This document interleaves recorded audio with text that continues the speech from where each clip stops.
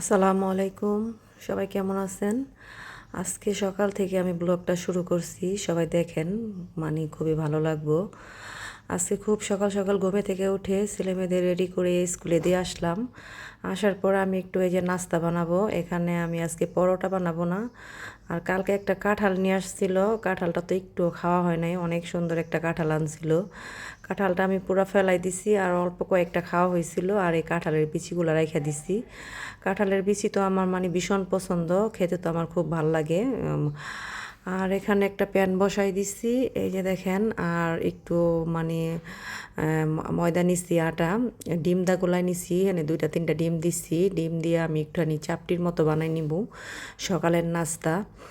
আর ছেলে মেয়ে সকালে নাস্তা টাস্তা করাই আমি স্কুলে দিয়ে আইছি। এখন আমি এই যে দেখেন একটা মানে কেমন বাঁকা তারা হয়েছে, এই যে দেখেন এই বানাই নিছি। আরেকটা বানাই নিতেছি, বানাই আমি নাস্তাটা করব।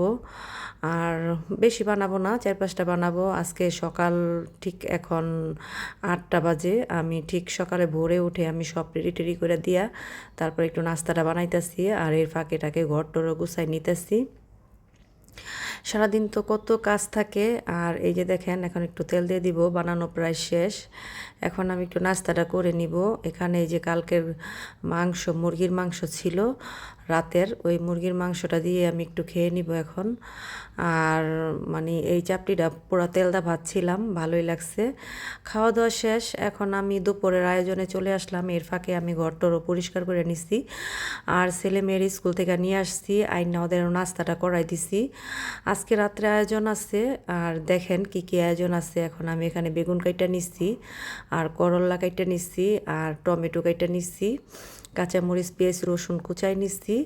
আর এখানে ডালটা বসাই দিছি শুধু আজকে দুপুরের জন্য, এই রান্নাটা ভাতটাও চড়াই দিছি। আর দুপুরে আজকে এই ভাজি ডাল আর বেগুন ভাজা টাজাই করব। রাতে আমি আজকে একটা অন্য আইটেম খাবার তৈরি করব। আর এই যে দেখেন কাঁঠালের বিচি কিনি শুকায় না, ছাদে দিয়ে এলে অবশ্য শুকাইতো, না শুকাইলে নষ্ট হয়ে যাইব। তারপর আমি বারবার করে দিতেছি, ঝাঁকড়ায় লাইরা দিতেছি, শুকাই যাইব। এখন এই যে দেখেন এক এক করে আমি রান্না বান্না শুরু করছি। আর এই যে টমেটো নিয়ে আসছিল, টমেটোগুলা ধুইয়া, আমগুলা ধুইয়া আমি সুন্দর করে জালির উপরে রাইখা দিছি। অনেকগুলো আম নিয়ে আইছে, আর আমার ছেলেটা তো একদম আম কাঁঠাল পছন্দই করে না, খেতেই চায় না। আর এই যে দেখেন এই ফাঁকে আমি এই যে ঘরটর একদম সব ক্লিন কইরা, তারপরে এই যে মেয়ে এই যে টিভি দেখতাছে, আর বলতাছে যে আম্মু রান্না বান্না শেষ করো, তারপর আমরা একসাথে আবার এটি করবো, গোসল টোসল করবো। যে দেখেন এখন ঘরটর পরিষ্কার করার পরে আবার আমি চলে এই তো আর আবার চলে যেতেছি আমি রান্নাঘরে, কারণ ডালটা বসাই দিয়েছি। ডালটা সিদ্ধ হয়ে গেলে ডালটা আমি একটু সব ধরনের মশলা টশলা দিয়ে দিব। আজকে আমি বাগার ডাল রানবো না, এমনি মাখা টাকায় বসাই দিচ্ছি, ওই ডালটাই আমি রান্না করব। আর এই ডালটা আমার খেতে ভীষণ পছন্দ। এই তো ভাতটা আর ডালটা হয়ে গেলে আমি ভাজি আর বেগুন ভাজা এই করে নিব। কাঁচামরিচ আর সব কিছু আমি এখন দিয়ে দিব, দিয়ে আমি তেল টেল আদা রসুন বাটা সব দিয়ে দিব, দিয়ে আমি এইভাবে ঘন ঘন করে ডালটা রান্না করব। আর একটা সংসারে তো কাজের কোনো শেষ নাই, সারাদিন সকাল থেকে সন্ধ্যা পর্যন্ত রাত্র পর্যন্ত কাজ। ছেলে মেয়ের পড়াশোনা করানো, তারপর ম্যাডাম আসে, ম্যাডামের একটু খাবার টাবার আয়োজন করা। আরবি ম্যাডাম আসে, ওর জন্য একটু বিকালে নাস্তা বানানো, ছেলে মেয়ের জন্য বানানো, সারাদিন কাজের মধ্যেই থাকতে হয়। এই যে আমি সব ধরনের মশলা টশলা দিয়ে দিলাম, আর দিয়ে এখন আমি ডালটা এইভাবে রাখবো, একটু তেলও দিয়ে দিব। এভাবে ডাল রান্না করলে অবশ্য খেতে ভালোই লাগে, আমার কাছে তো ভালো লাগে। আমার বাগারের ডাল খেতে ভালো লাগে না? কার কার কাছে ভালো লাগে, কে কে রান্না করেন কমেন্টে জানাইয়েন।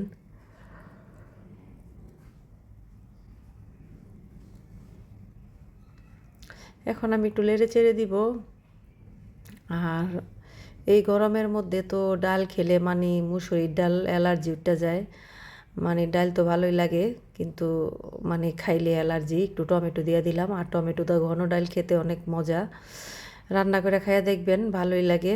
আমার কাছে তো ভীষণ পছন্দ, ভালোই লাগে। আর আজকে বিকালে অনেক কাজ আছে, কারণ একটু বাহিরে যাইতে হইব।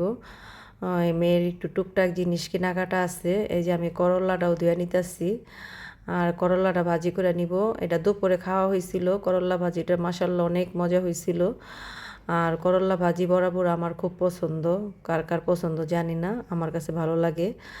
আর বেগুনটা অবশ্য আমি খাবো না, আপনাদের ভাইয়ের জন্য ভাজা, কারণ বেগুনে প্রচুর অ্যালার্জি। অ্যালার্জি জিনিস একটু না খাওয়াই ভালো, কম খাওয়াই ভালো।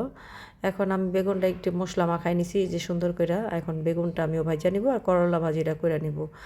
আজকে দুপুরে এই রান্না, করলা ভাজি আর এই ডাল আর এলো বেগুন ভাজা।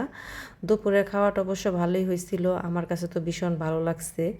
সব সময় মাছ গোছ মানে ভালো লাগে না, একটু ডাল ভাজি ভর্তা হলেও ভালো লাগে। এই তো দুপুরের খাওয়া দাওয়া শেষ, বিকালে এখন আমি এই যে মানে বাইরে গেছিলাম, যাই আমি কিছু কেনাকাটা করছি মেয়ের জন্য, ক্লিপ টিলিপ। আর গরুর মাংসটা ভিজায় রেখে গেছিলাম আজকে তো দুপুরে দেখাইলাম যে আজকে হালকা পাতলা রান্না করছি। আর এই যে দেখেন মাংসটা আমি মাখাই জোখাই এখানে বসাই দিচ্ছি। আর গরুর মাংস প্রায় 1.5 কেজি পরিমাণ গরুর মাংস নিচ্ছি। আজকে গরুর মাংস আর সিটপিঠা খাওয়া হবে, আমাদের মুন্সিগঞ্জের একটা বিখ্যাত সিটপিঠা। কে কে চিনেন জানি না, আর আমার তো ভীষণ পছন্দ। আর গরুর মাংস হাঁসের মাংসটা খেতে ভালো লাগে। এটা কুরবানির মাংস ছিল, আমি একদম মাখাই জোকাই শব্দ দিয়ে যে দেখেন এখন রাত্রের প্রায় 10টার মতো বাজে। আর এত দেরি করে রান্না, আপনার ভাইয়া আস্তে আস্তে দোকান থেকে প্রায় 12টা বেজে যায়, এই কারণে দেরি করে বসাইছি। আর বিকালে বাইরে গেছিলাম, ওইখান থেকে একটা নাস্তা টাস্তা নিয়ে আইছি, ওইটা খাওয়া দাওয়া হয়েছে। আমি করে আলুও দিব, সাথে একটু গরুর মাংসের সাথে একটু আলু দিলে বেশ ভালো লাগে আমার কাছে, মাংস হচ্ছে আলুটা বেশি ভালো লাগে। এই যে মাংসটা মানে খাওয়া হয়েছে, এটা কালকের ভিডিও, মানে মাংসটা এত মজা হয়েছিল আর এত নরম হয়েছিল, ভালোই লাগছে। আর এই যে আমি ফ্রিজ থেকে চাইলের গুঁড়াটা বিকালবেলা মানে বার করে রাখছিলাম, এখানে একটু কুসুম গরম পানির মধ্যে চাইলের গুঁড়াটা আমি ভিজাই রাখুম 1 ঘন্টা। ভিজাই রেখে আমি 11টার দিকটা পিঠাটা বানায় ফেলামু। এখন এই যে মানে আমি অল্প পরিমাণে দিতেছি, কারণ রাতের খাবার এই পিঠা তো সকালবেলা থাকলে একটু শক্ত শক্ত হয়ে যাইব, এই কারণে রাখা যাইব না, রাত্রেই মানে সব খাইয়ে ফেলাই তুইব। এখন আমি যে কুসুম গরম পানি আর লবণ দিয়া মানে সুন্দর করে একটু ভিজাই রাইখা দিব। 1 ঘন্টা অবশ্য রাখবো না, আধা ঘন্টা রাখবো আজকে, এমনি 10টা বেজে গেছে গা। তারপর আমি পিঠাগুলা মানে বানাই নিমু।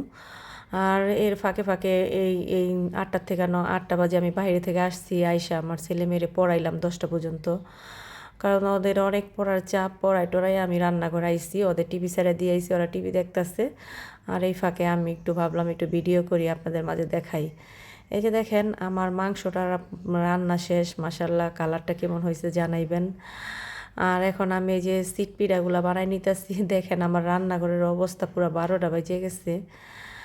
আর এই পিঠা বানাইলে মানে রান্নাঘরের অবস্থা এরকমই হয়। আর এক আধা আমার মোবাইল ধরা, আর এক আধা এই যে মানে ই করা মানে পারতাছি না, মোবাইলটা হাত দা ধরা। আর এই যে অনেকগুলো পিঠা আমি অফ ক্যামেরায় বানাই ফেলাইছি, আর আর কিছু আছে, এগুলো আমি আস্তে আস্তে বানাই নিব। প্রায় 11:30টার মতো বেজে গেছে, আপনাদের ভাইয়াও দোকান থেকে চলে যাবে এখন। আর রান্নাটা প্রায় কমপ্লিট। এই যে দেখেন, এই যে দিয়া দিচ্ছি, মাসাল্লাহ সিট পিঠাগুলো একদম নরম হয়েছিল, মানে খেতেও খুব মজা হয়েছে, কিন্তু একটু লবণ বেশি হয়েছিল। এই এই তো এখন সব প্রায় রান্না বান্না শেষের দিকে, আপনাদের ভাইও চলে আসছে দোকান থেকে।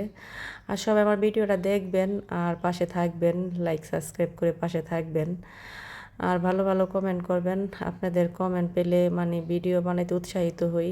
আর এই তো আজকের মতো মানে এখানেই ভিডিওটা শেষ করতে চাই। আর পিঠাগুলো বানানো হয়ে গেছে, মাংসটাও রান্না হয়ে গেছে, আর একটু পরে খাওয়া দাওয়ার পালা, খাওয়া দাওয়ার পরে মানে আর কি ঘুম। সকালে উঠে আবার সেই কাজ, আবার স্কুল, আবার নাস্তা বানান, এই কাজ মানে এই এই সব কাজ নিয়ে এই সংসারে আমি একে একে অনেক কয়েকটা পিঠাই বানাইয়া মানে নিতাছি। আর এই যে দেখেন এক ঝাঁপি পিঠা হয়ে গেছে। আর আবার আমি একটু তেল দিয়ে নিব, তেল দিয়ে তারপর আমি এই যে পিঠাটা বানাই নিব।